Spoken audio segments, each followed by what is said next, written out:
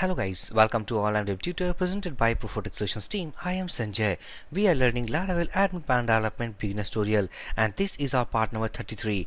Inside this video session guys, we will continue our previous video session, that is edit function with class. And also guys, if you are a beginner to the channel, then please don't forget to subscribe and keep watching our previous video sessions to get the clear concept about Laravel Admin and Development tutorial. So basically guys, in our previous video session, if you go to administrator panel, click on the class, and if you go on the list classes, then actually we have made a separate page for these edit buttons. So if I click on this edit button, as we can see that edit class, and this is the class ID. So we want to update, these are the records, means if you want to update some records, something like that, and if you want to update these data with our database table, so how can we achieve that?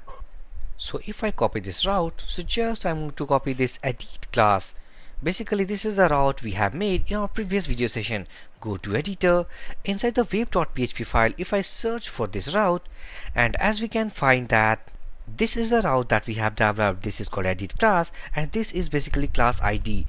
So this route actually using a school class controller, and inside that controller we have a method called edit class data. So if I copy this method name, go to http controllers folder, and inside this controllers folder we have called school class controller, and let me search this file, and here is the method.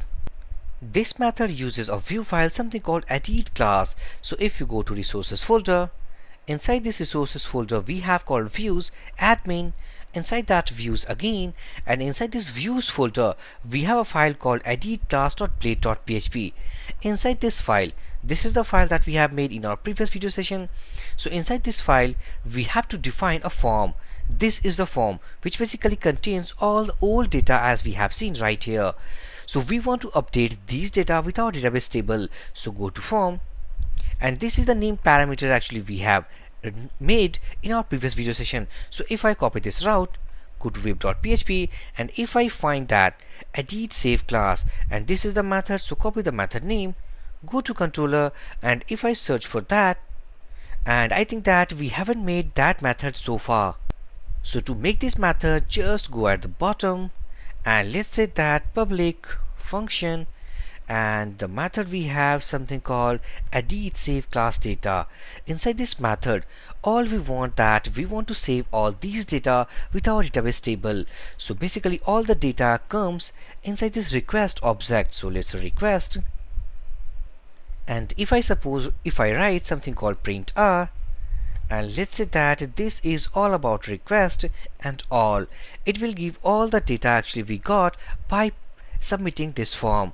So if I save this file, go here, reload this page, and once we change, let's update, let's say that class section it should be E, seats available something called 50, and let's say it's inactive. So if I press submit button, these are the data actually we are submitting while our edit form. This is the token, this is class ID, class name, this is update, we have updated that, seats, and this is all about section ID, seats available total 50.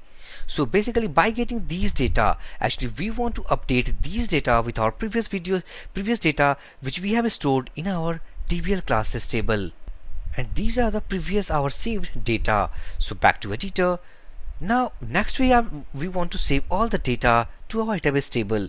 So if I go up, and this is our save class data, this is basically while submitting our add form. So if I copy all these codes from here to save our time, go at the bottom at the edit condition, and let me paste all the codes inside this method. So let me make some formatting, go top, and now we don't want that is something, these are the validations. So we want that validations should work. So these are the mandatory fields, something called class name should be required, section ID should be required, and it should not be equal to -1, seats available yes, and this is required. All the validations, if suppose this validation fails, and also while submitting this form actually we are getting one more variable, something called class ID. So if I copy this class ID, let's say that class ID, and this is basically comes inside a request object, and this is the parameter. So let's say that we got something or validation errors. While getting those errors, we have to actually redirect on. If I go back, copy this route, edit class, go at the editor, and we want that edit class. With edit class, we have to pass a class ID. So basically class ID we are getting inside this variable. So let's say that concatenate with this class ID. Save this file, go down. Only we need to change some of the data inside this else block. What is that? If I just get rid of this new instance, and let's say that it should be fine. So basically by submitting this form, firstly we have to find our old data by using this class ID, because this class ID stores our class ID. So by getting this class ID, we have to firstly find our record. So let's say that class ID. By getting our previous data inside this class variable, I am going to update all the keys like name, class section ID, seats available, status with all the updated data. And updated data we are getting inside this class name, dd underscore section, seats available, and dd underscore status variable. And finally we have to change that class has been created, not created, it's been updated successfully. So if I save this file, go here, reload this page. Before submitting this form, if we check once more about our code, go at the top, and this is our edit save class data, because this is the method actually we are hitting by submitting this route. Go to controller. Inside this method, firstly we have to actually pass our request object. By getting this request object, we have to actually use our validator class to validate our fields. After that, if suppose we have some validation errors, then we have to redirect on the route by the help of this class ID. And if suppose we have no errors, then we have to find our old data by using this old data keys. Actually we are updating with updated values. So I think that we did our code. So if I again refresh that, and let's say that this is class name. So if I update with say as updated class, and also let's choose about section ID, and it should be E, and let's say that this is all about 61 and it should be inactive. So if I press submit button, class has been updated successfully. So if I go here and reload this page, as we can see that on ID number 3, this is ID 3 and this is the data that we have updated.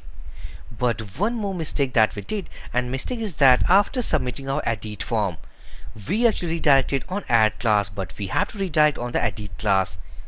So back to editor. So let's copy this edit class route from here, and we have to replace with this add class.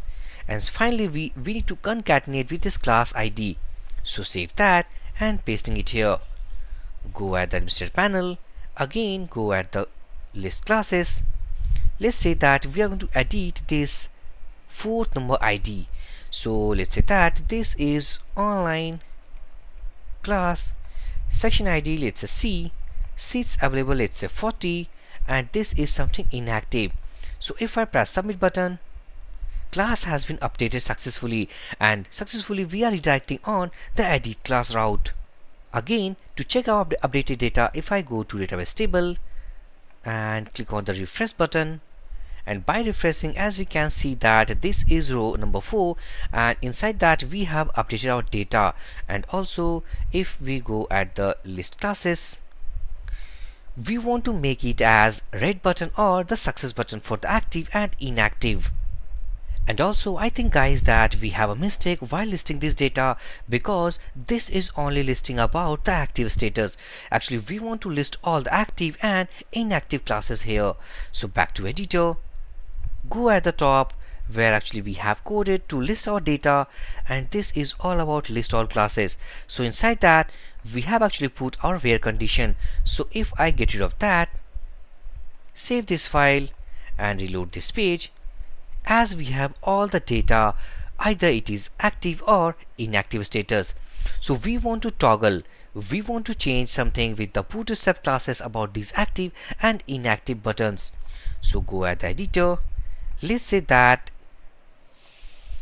while echoing our status. And if I copy this edit column, paste it here, and let's say that this is our status, and inside this status, if I get rid of all these codes, go here, and instead of this return, let's say that if class query, and class query is the variable, actually inside this variable all we have data what we have inside these columns.